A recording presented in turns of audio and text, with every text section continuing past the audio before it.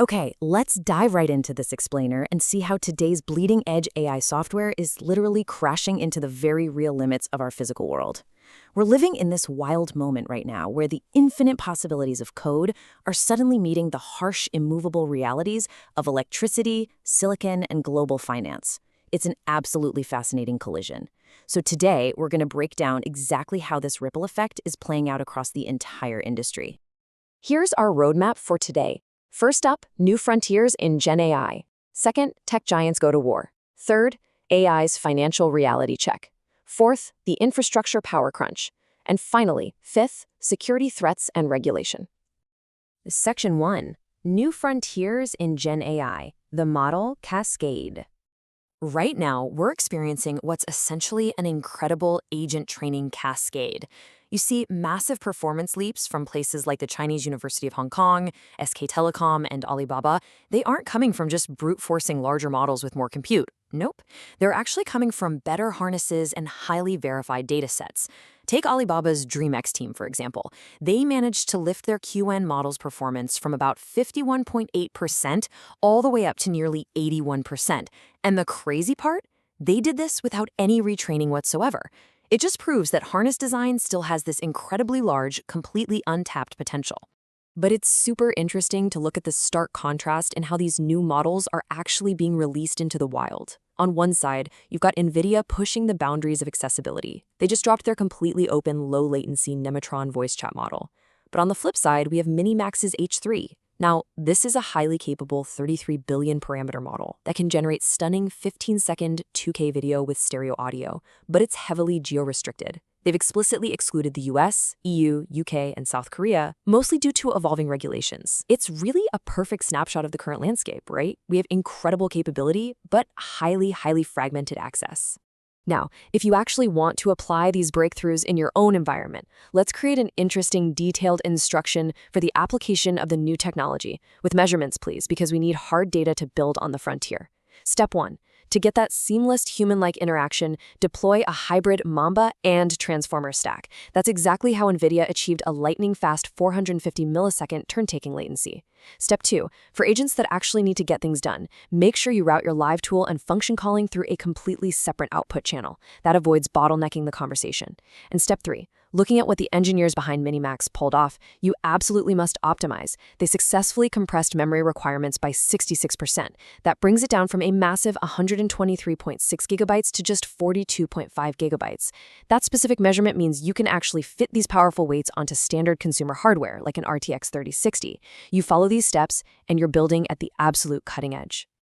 All right, moving into Section 2, tech giants go to war, corporate friction. So corporate trust in the AI space is visibly fracturing.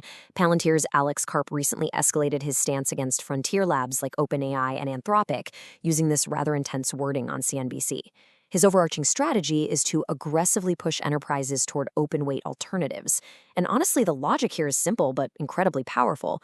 Corporations just want to keep their intellectual property safely secured behind their own firewalls. They really don't want to send it out to third-party closed ecosystems that they can't control. And this exact tension over IP is escalating straight into federal court. Apple has actively sought a preliminary injunction against OpenAI and 2 former Apple employees, claiming they need to protect confidential trade secrets. In response, OpenAI flatly called the motion based on false information, stating clearly that they have zero interest in Apple's trade secrets. It's a massive, high-stakes standoff that really shows you just how fiercely these tech giants are guarding the raw ingredients to their AI recipes. Let's pivot to Section 3, AI's financial reality check, the market toll. Negative 21%. Ouch. That is a brutal reality check. The Philadelphia Semiconductor Index dropped 21% in July. To put that into perspective for you, that is its worst single month since 2008. This AI stock sell-off had massive, sprawling ripple effects. It caused multi-strategy hedge funds, like Millennium Management, to lose 2.1% as they were essentially forced into margin-driven selling across the whole sector. So while enthusiasm for AI is sky-high, the market volatility surrounding the companies actually building the hardware is incredibly intense right now. And if we look forward, the capital requirements are only accelerating. Citadel Securities is forecasting that over $500 billion, $500 billion in new investment-grade debt is going to be needed by 2028 just to finance AI chips in campuses. That staggering figure is equivalent to over 5% of the entire U.S. high-grade bond index. And analysts are actually warning that this estimate might be conservative. We're quite literally witnessing the birth of one of the largest new sectors in investment-grade credit history, and it's entirely driven by this insatiable need for more compute. Which brings us to Section 4, the infrastructure power crunch, physical limits. We are hitting a massive physical bottleneck. Down in Texas, data centers now make up a staggering 90% of ERCOT interconnection requests. ERCOT is the state's power grid operator, by the way. Because of this overwhelming wave of demand, Texas Governor Greg Abbott literally just froze new data center grid approvals pending a massive audit of their power and water usage. Get this. ERCOT is currently tracking over 1,800 requests. If all of those were approved, it would represent over 5 times the current peak grid demand. The physical power grid as it stands today simply cannot support the digital ambitions of AI without some major systemic upgrades. And that infrastructure strain, it cascades directly into global supply chains. It isn't just about electricity, it's about the basic components. The AI data center build-out has so severely drained Western memory chip inventory from companies like Micron, Samsung, and SK Hynix that consumer PC brands are seriously feeling the squeeze. HP, Asus, and Acer have now broken historical tradition. They are forced to rely on Chinese memory maker CXMT for laptops in non-US markets. The server farms are essentially eating up all the memory, leaving the laptop manufacturers scrambling to find alternatives. Let's look at Section 5, security threats and regulation, the vulnerability cost. So as this scales, security risks are skyrocketing in real time. According to CrowdStrike, AI-enabled adversary activity is up 89% year over year. We're talking about China Nexus groups exploiting public vulnerabilities within 24 hours of disclosure. We're seeing North Korean actors actively injecting malicious code into over 100 trusted developer software packages. And on the regulatory side, this has prompted immediate, forceful action. 15 GOP state attorneys general formally demanded that OpenAI preserve all breach records related to recent incidents, even warning of sanctions if high-risk testing isn't halted until safeguards improve. The threat landscape is moving every bit as fast as the models themselves.